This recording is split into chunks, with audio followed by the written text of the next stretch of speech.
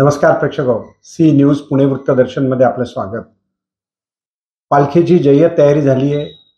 माऊलीचा रथ तयार झालाय आणि त्या रथाकरता श्रीमंत सरदार शितोळे अंकली येथून अश्व आलेले आहेत। दगडूशेठ हलवाईच्या गणपतीचे या अश्वांनी दर्शन घेतलं, त्याचबरोबर भाऊसाहेब रंगारी या गणपतीचेही त्यांनी दर्शन घेतलं। तेव्हा आपण जाऊयात भाऊसाहेब रंगारी गणपतीला सरदार शितोळ्यांनी आणलेले हे वारीचे अश्व।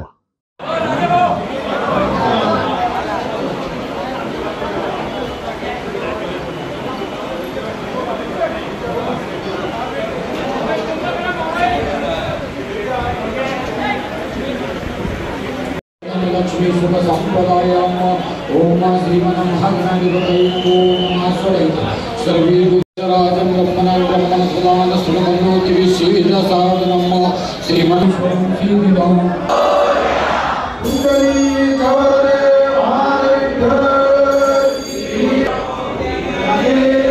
महाराज की जय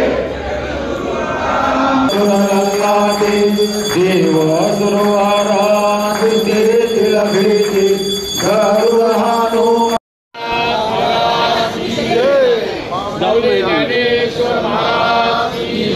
जगद्गुरु संत श्रेष्ठ तुकाराम महाराज की जय।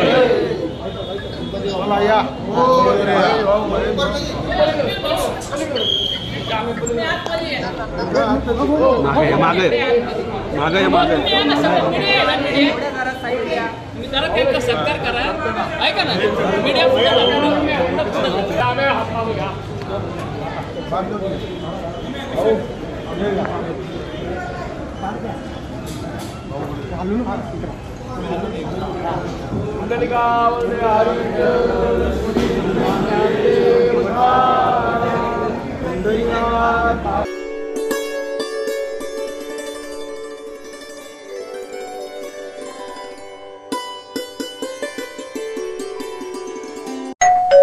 अहो उठा ना, ऑफिसला नाही का जायचं?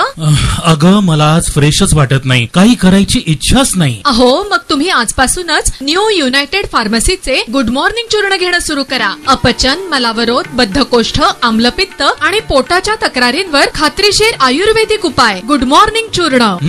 35 वर्षांपासून सगळ्यांच्या पसंतीचे गुड मॉर्निंग चूर्ण औषधांच्या प्रत्येक दुकानात मिळते।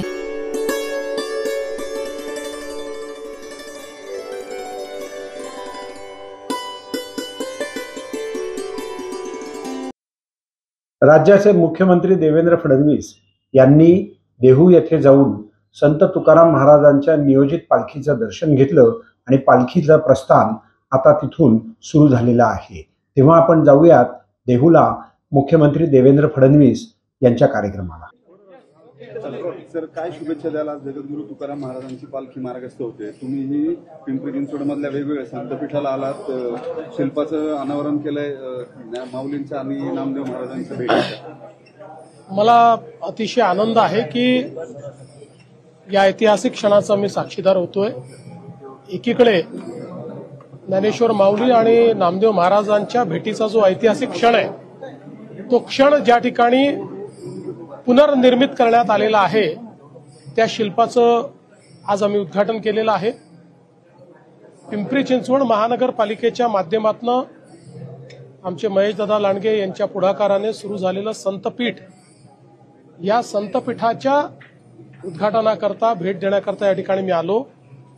मला अतिशय मनापासून आनंद आहे, कारण संतपीठ ही एक अतिशय सुंदर संकल्पना आहे।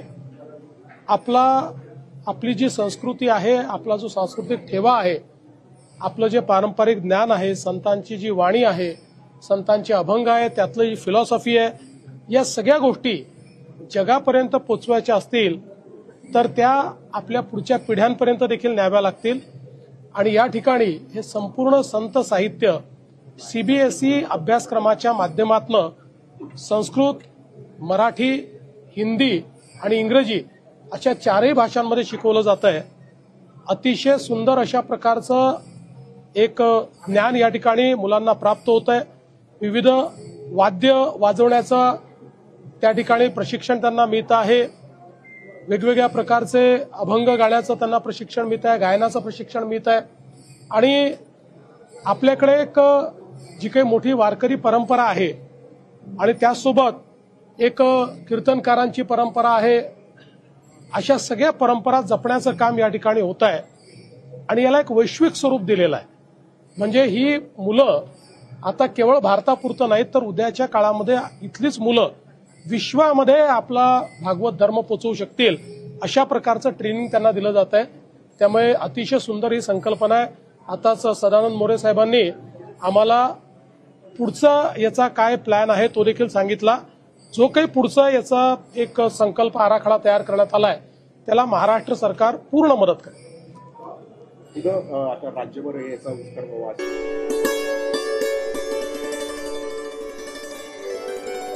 देशातील अग्रगण्य सेवाभावी संस्था निरंजन सेवाभावी संस्थेनं आणि RR काबिल यांनी एकत्रात शाळेमध्ये शुद्ध पिण्याचं पाणी उपलब्ध करून दिलं.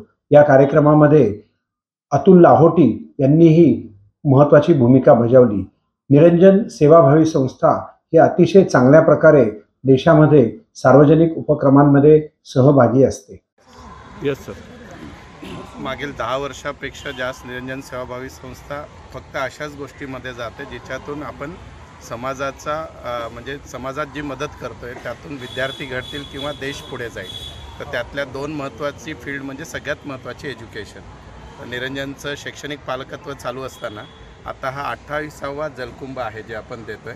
या शाळा निवडताना शाळेची गरज बघितली जाते आणि निरंजन सेवाभावी संस्थेचा एकच नेहमी हेतू असतो की दानदाता जेव्हा आम्हाला 100 रुपये देतो त्यात आम्ही आणखी 10 रुपये ॲड करून पुढे खर्च करतो आणि ती मदत सामान्यापर्यंत एंडपर्यंत पोचावी. आणि फक्त हा जलकुंभ उभारलेला नाही आहे, याचा मेंटेनन्सपासून तो प्रॉपर राहील याची पण काळजी आम्ही संस्थेकडून घेतो. आणि मी परत एकदा RR काबिल त्यांचा जो रोशनी फाउंडेशन आहे त्यांचे आभारी आहोत. आणि आपण नेहमीच सरकारवर डिपेंड न राहता अनेक कॉर्पोरेट CSRच्या माध्यमातून चांगल्या संस्थांना मदत करायला तयार आहेत. मदत घेणारा पण तेवढा योग्य पाहिजे.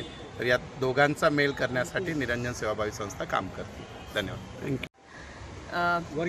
हे रोशनी म्हणून RR काबिलचं एक प्रोग्राम आहे CSRचं.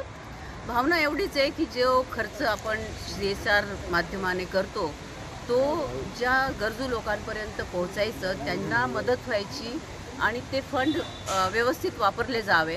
तर थोड्या वर्षापूर्वी 2 वर्षांपूर्वी निरंजन सेवाभावी संस्थेचे मला भेटले होते, जयेशजी कासट भेटले होते आणि त्यांनी मला जेव्हा हा प्रपोजल दाखवला आणि सांगितला तर ही तर पाणी पिण्याचे स्वच्छ पाणी हे कोणत्याही विद्यार्थ्याची मूलभूत अधिकार आहे आणि ते त्यांना मिळायलाच पाहिजे अशी एक भावना होती त्याच्यापुढे. म्हणून मी त्यांना न सांगता म्हणजे न विचार करता कोणाला पण घरात न विचारता बोर्डमध्ये न विचारता लगेच हो करून टाकलं.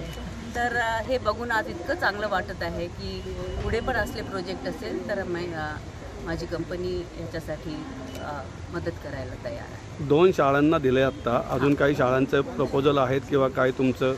जे जसे येतील ना तसे, बट बघायचं एवढंच आहे की व्यवस्थित असायला पाहिजे, ज्या गरजू शाळा असायला पाहिजे आणि जी काही मदत करायला मिळेल ती करू. हे पाण्याचं फक्त एक प्रोजेक्ट आहे. रोशनीच्या माध्यमाने आम्ही बाकी पण पुष्कळ करतो एज्युकेशनमध्ये आणि स्किल डेव्हलपमेंटमध्ये. तर आत्ताच परत महाराष्ट्रातील 5 शहरात आम्ही स्किल डेव्हलपमेंटचे प्रोग्राम चालू केले आहे. ठाणे, मुंबई, सोलापूर, नाशिक आणि पुणे असे. तर त्या पण पहिल्या पायलट प्रोजेक्ट म्हणून पहिल्या 5 बॅचेस आम्ही चालू करतो आहे. त्या यशस्वी झाल्या तर ते पण पुढे घेऊन जाऊ. कारण आज जे गरज आहे देशाला ही स्किल्ड वर्कर्सची आहे, स्किल्ड टेक्निशियन्सची आहे, ज्याची खूप कमी आहे आणि असली मुलं पण खूप आहे, यांना असल्या मदतीची गरज आहे. तर ते दोन्ही गोष्टी बघून राष्ट्राच्या उत्थानासाठी पण ह्याची गरज आहे, इंडस्ट्रीला पण खूप गरज आहे आणि मुलांना पण खूप गरज आहे असा विचार करून आणि हे फील्ड आम्ही सिलेक्ट केलेले आहे.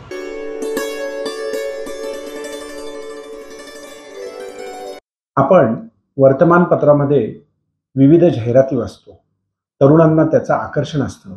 तुम्हाला मरीन इंजिनियरमध्ये घेतो, पोलीसमध्ये घेतो, तुम्हाला विमान सेवेमध्ये घेतो, हवाई दलात घेतो आणि तरुण अशा विळख्यामध्ये जातात. पण त्यातलं सत्य हे जगासमोर आणण्याकरता म्हणून पुण्यामध्ये मरीन या क्षेत्रामध्ये जर तुम्हाला करिअर करायचं असेल तर त्याचं मार्गदर्शन पुण्यातल्या इन्स्टिट्यूट ऑफ इंजिनियर्समध्ये देण्यात येणार आहे.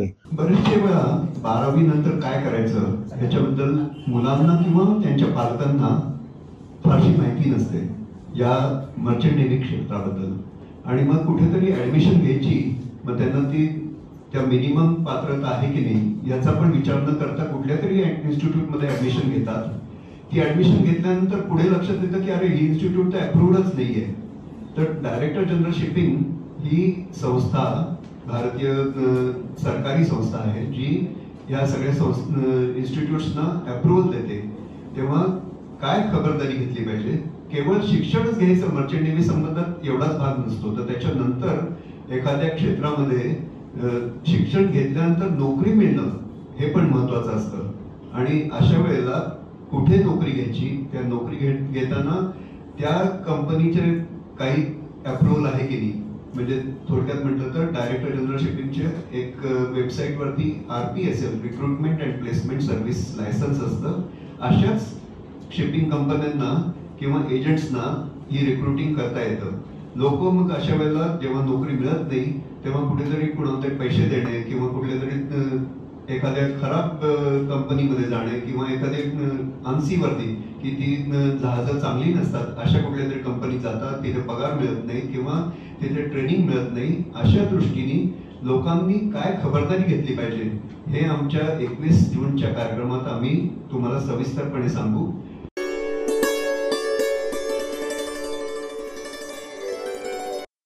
नमस्कार प्रेक्षक, सी न्यूज पुणे वृत्तदर्शनमधून मी संपादक डॉक्टर शैलेश गुजर. प्रथेप्रमाणे वारीची सर्व तयारी झालेली आहे. देहू आणि आळंदी येथून आता या वारीला सुरुवात झाली आहे. अनेक दिंडी यात्रा त्या ठिकाणी जमलेल्या आहेत आणि त्याचबरोबर ती वारी आता पुण्यामध्येही दाखल होतीये. शनिवारी आपण तिचं दर्शन पुणे शहरात घेणार आहोत.